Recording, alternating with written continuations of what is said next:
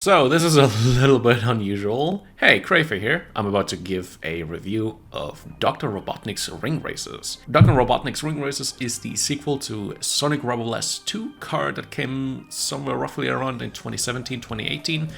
And I've been having a lot of fun playing the sequel, Dr. Robotnik's Ring Racers, pretty much for the entire week. I'm serious, literally nothing else has been on my mind than this game, and there's a good reason for it.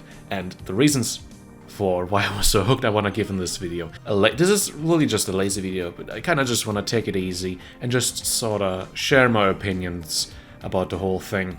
Because truth be told, Ring Racers has been on my mind. It's been ingrained into my head for the entire week, and I feel I need to just let my thoughts and opinions out before I go crazy. Do keep in mind I'm going to be spoiling the absolute shit out of this game with almost all of the unlocks and really anything that you would probably not expect to see in this game. Here's your content warning. I'm going to only say this once. Here's your first and final warning. 3, 2, 1. Perfect. They're all gone, so let's get into it. So what exactly is Ring Racers? As said, sequel to SRB2 card, and it brings a bunch of new features and additions to the racing formula that we've come to know and love in SRB2 card. I don't want to really cover them here all.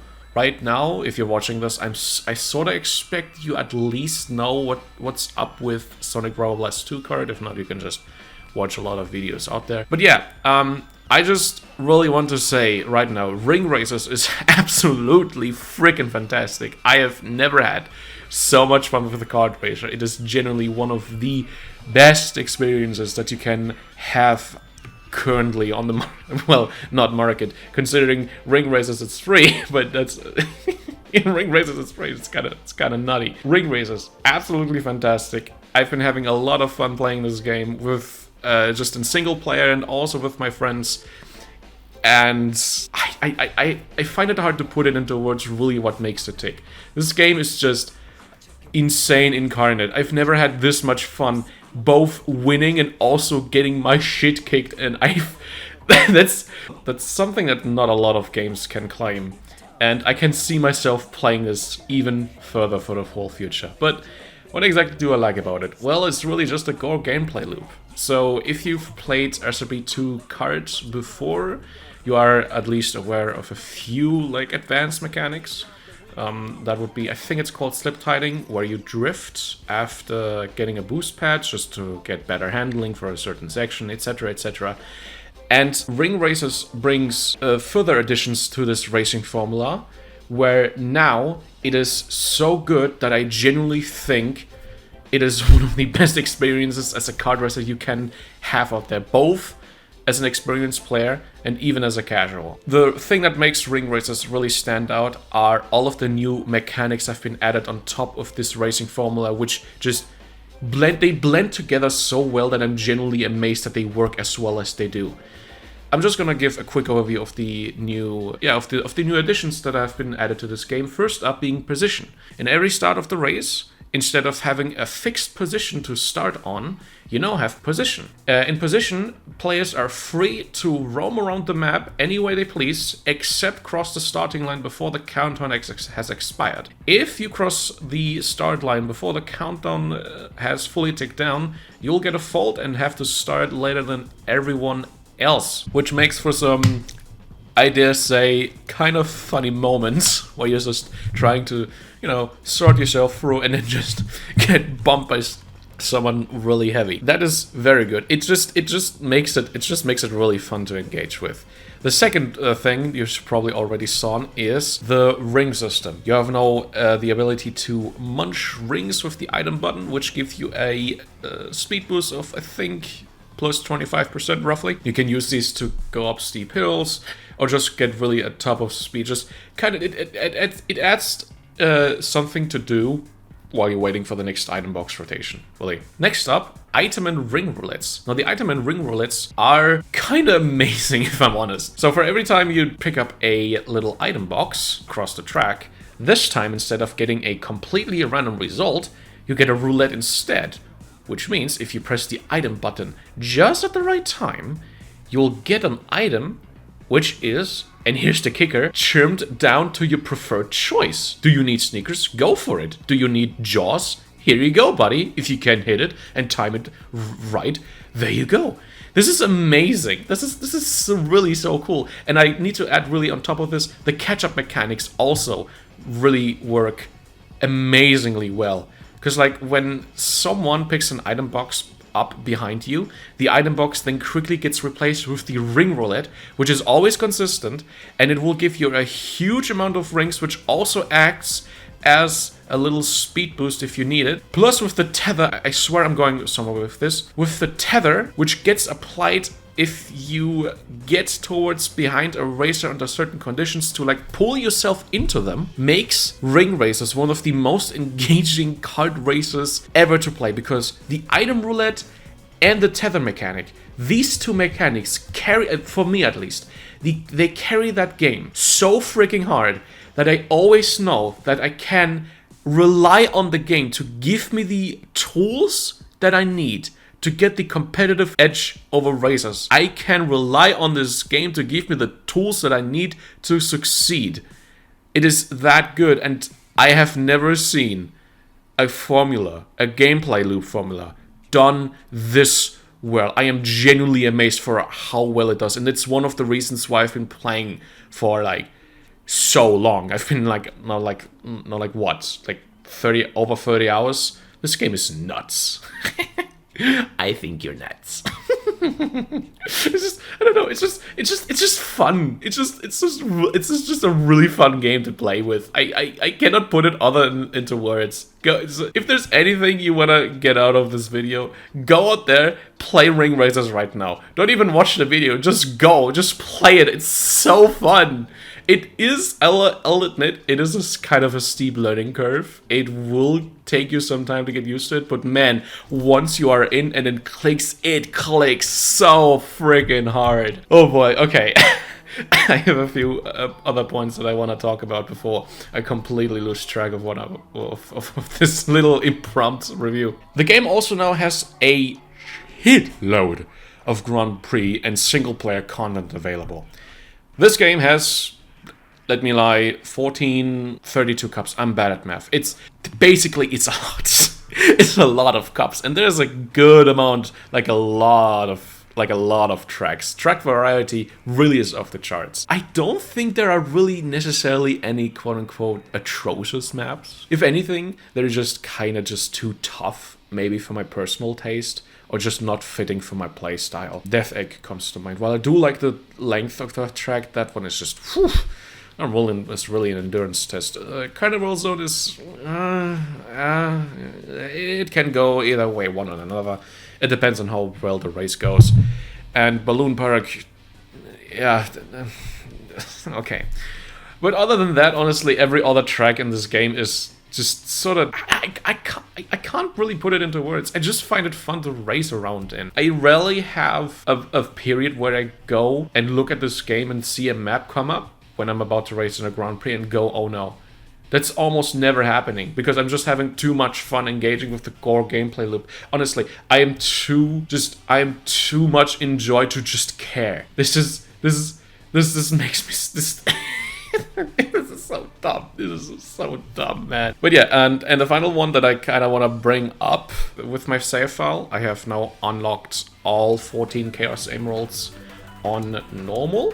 And I do like them quite a lot. I do think there are a few ones that are a little bit too tough. The 14th one comes to mind. That one is really, really tough. And I also didn't appreciate having to replay that special stage twice in order to unlock the Recycle Cup Be Legit. I was trying to go for it legit. I wasn't trying to use any chow keys, etc. Well, I'll get to unlocks in just a minute. Emerald stages, honestly, they're tough, yeah, but once you have them down and once you're able to actually play them normally, they're fun. It's also good that you can just practice them in the special stage. I'll say here though, I think the special mode should have been made available as soon as you were able to get to the first special stage in the game, not before, if you get all 7 Chaos Emeralds, because even in the 7 Chaos Emeralds stages, the first 7, Well, I don't think they're too tough compared to the Super Emerald ones.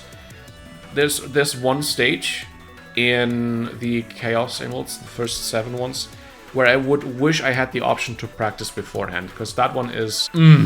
that one is really tough. But yeah, other than that, Item Roulette is cool, Grand Prix is cool, everything about this game, in its core gameplay loop design, just kicks major butt. Really, kicks major butt. There are sadly a few things that I didn't like about this game. While they're not really related to the core gameplay loop of racing, I still think they should be addressed. And the points that I'm also about to mention, whoever has played Ring Racers already is already aware of them. But I feel like it's still important to mention, as it honestly, it drags the single player experience down for me quite a lot, which is a shame. I really want to enjoy the single player. It's hard to enjoy it for what it is now. And with the Grand Prix, and my main 2 issues are these: the Grand Prix and the rubber banding AI. For whoever has played Ring Racers already is completely aware that the first patch of this game was to drastically nerf the rubber banding AI, and also the rival that you'll have after one race. The first patch addressed these immediately and drastically nerfed them. And from experience, I can tell I played on both patches for at least a good few hours. While the improvement certainly can be seen on normal and hard, I still think they're too much at times, because they always zip past me, even at insane speeds, sometimes to the point where they're even unable to stay on the track, and that shouldn't happen. Rivals are just insane, and the tools that they use to overtake me as a racer is too unfair. I'm just gonna say it straight up. It feels like borderline cheating what they're sometimes doing. And it's a shame, because the Grand Prix and the single player content with the AI, with the core gameplay loop of racing, for what I've gushed about now previously for 10 minutes, this is the reason why I love this game. I love racing in this game a lot. Rubber banding AI, still to this point, they just make it unfair and unfun to play with them. Especially the rivals, they're just borderline cheating at some point. They should play us, in the same rules as me, right? I have to use skillful driving, and you make use of my items correctly in order to gain the competitive edge over my fellow racers. What exactly this game wants to achieve. So why isn't the rival doing the same? I understand that players tend to be much better at the game than AI probably ever will be. I still think they should be toned down. This is just otherwise borderline cheating, and this sucks. And this honestly, this rubber banding AI sort of feeds into the next problem, which are the unlocks. I'm gonna pull up probably a unlock screen right now. I have now almost all of them, but I'll just say right now, about I think 20 to 30% of them aren't legit. I've punched in the passwords for colors and characters. In short, my problem with the unlocks are that there are just too many. It is very exhausting to look at this and sort of try to see, okay, what am I supposed to do for this next challenge, or what do I need to do for here and there. It is genuinely very, very tiring looking at it, because you're constantly going through checklist after checklist. Okay, I have to look for a certain thing on this map, or I have to beat the Grand Prix on hard without falling off the stage in the last stage, and I can't even make sure that I actually have the skillful driving enough to even be able to clear this in the first place. It is too much for me. I feel like seriously the colors themselves should have not been an unlock at all. You should have gotten them just naturally over unlocking the Grand Prix. That's the thing, or two. What I wanted at least to do before I gave my opinion of this game is to unlock every single track in this game. It requires a lot of mental stamina and also a good amount of time. To give a good overview, to unlock every track, including the Recycle Cup A and B, and the 2 hidden stages, which is Hidden Palace and Test Track, it took me almost 28 hours. That is insane. It shouldn't even have taken me like half the time. The reason why it took so long is because you need all of the Chaos Emeralds, you need the first 7 and the other 7. You need all 14 of them to be able to access the Recycle Cup A. And then on the Skate Cup, you need to replay the hardest special stage in the game again, even though you have already done it, to be able to unlock Recycle Cup B. I understand Recycle Cup B is not really meant to be in the main game, but it shouldn't have been this hard. And that's also the thing. Some of the unlock conditions are really, really, really tough. And for me, I'll just say it in my personal opinion, I do not find them fun going. Because right now, if you're, especially like if it's a challenge where you have to do something in a Grand Prix, with the rubber banding AI, this sadly sort of feeds back into the problem that you cannot be sure if you're able to clear this challenge on your first go or even on your second go. You'll be easily be spending, to give it a good example, you have to finish a certain cup on hard, while on the last stage, I think it was called Monkey Mall. You have to finish that thing on hard in first while not falling off the course. The Monkey Mall stage in that cup is the last one. For me, I just sort of look at this and go, okay, you're not respecting my time. Why do I need to do this in the Grand Prix? Why can't I just do a match race and knock this out like 1, 2, 3? These unlock conditions are sometimes really extreme. They take a long time to do. Which is, I'll just say again, it is not fun personally for me to go for them. Because not only are they hard, they're also far removed from the game from what I actually enjoy. That being the actual racing of ring races. To give a good example of this, the spray cans. There's a spray can in every single, like almost in every single track. Or at least in a good amount of them. They're sometimes really far off the way and you kind of have to find hidden secrets to try and go for them. Colors shouldn't have been made this out of the way. I should have honestly gotten them just by normally playing the game. Because again, with all of the unlocks, with the extreme unlock conditions, and also the unlocks being having to do things so far removed from the game that I really like to enjoy, that's where I feel like the game isn't respecting my time. And it's something that I have no interest in doing legit, which is why I punched in the character and colors on unlocking codes. Those were, honestly, in my personal taste, way too out of the way for honestly being really an essential way to customize your appearance in the game, which is, kind of important for me. And for me, it's just sad that the single player has this amount of content. Okay, I'll say right now, I fully realize there are people out there that are completely into this and enjoy just sort of going through this one by one, checking them off. That is totally fine. And I'm not saying that you should adjust them to my tastes. I'm just saying for me, this is unfun. And I had to use the passwords to make this more fun for me, which is a shame. I feel like this could have done better, but it is what it is. That's totally fine. I am aware that the Chow keys allow you to unlock fields earlier, but that feeds back into the problem of not respecting my time, because instead of doing this really hard challenge, what you could do instead is grind out probably like 3 to 4 hour race sessions where you do essentially nothing but race the entire time, just to be able to unlock like one character into 3 to 4 hours. That is, in my opinion, for how much content this game has, is just way too much. It is what it is. This is just my opinion.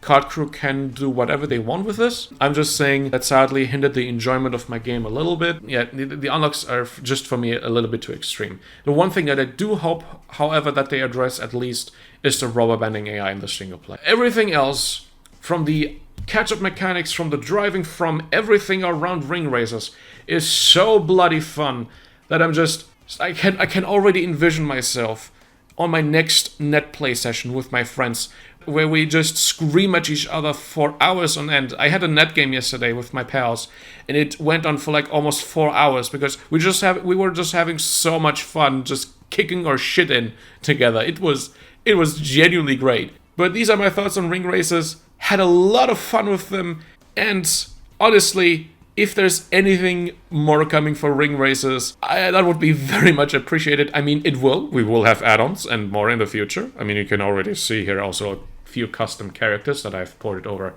from SRB to Kart. But if this is the package that they want to leave us on, with content-wise, not like bug fixes and whatever, I am more than content. Ring races is top-notch, and it's honestly one of my favorite games out there that released this year. Dare I say, it might be even year of the game contender for me. There's just it's just so good. I have never had this much fun with the kart racer. So I've been Crayfray, and I must excuse myself because I'm about to race at the next level yet again. I'll sign myself out. Thank you for watching. Peace.